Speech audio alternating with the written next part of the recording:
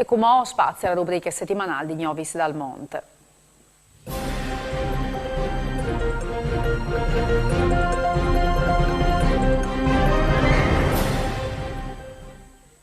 E la puntata di queste settimane di Novis dal Monte è tutta dedicata all'Australia e alle celebrazioni per la festa delle patrie dal Friuli. Sono stati più di 70 i soci che hanno partecipato al gustà sociale dal Fogolar di Perth, dal presidente Zeno Bolzicco che l'ha creato per prima i festeggiamenti di tutta l'Australia.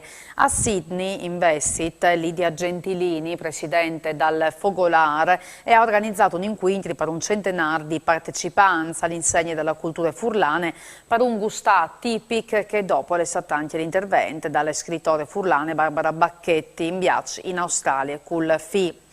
E anche il Fogolar Furlan NSW, sempre di Sydney, ha celebrato la Fiesta delle Patrie, facendo feste però in tastempo anche per il 10° anniversario di fondazione del Fogolar e che dalla nascita della rivista dai Fogolars Furlans di Australia e Sodlanape.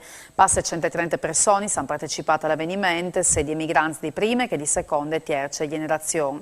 A curare la giornata sono stati Mirella Riga, Lucio Rupi e Erika Solari, con un gustà Furlan che è stato fatto in ristorante italiano di Bankstown.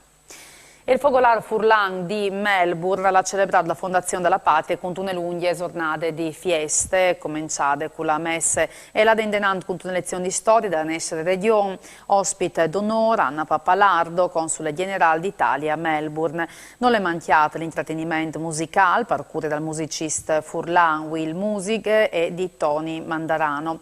Poi più piccoli, invece è stato preparato un spazio dedicato alla foladura dall'UE sotto la supervisione del vicepresidente del Fogolar Peter Muzzolini. E per Sierave, che è il messaggio dal consul italiano a Brisbane, Luna Angelini Marinucci, che l'ha scritto «UE ho festeggiato la giornata del Friuli, grazie all'Associazione Fogolar Furlan e ai suoi soci per la passione, per l'incredibile lavoro e per l'amore sclet, per la tradizione».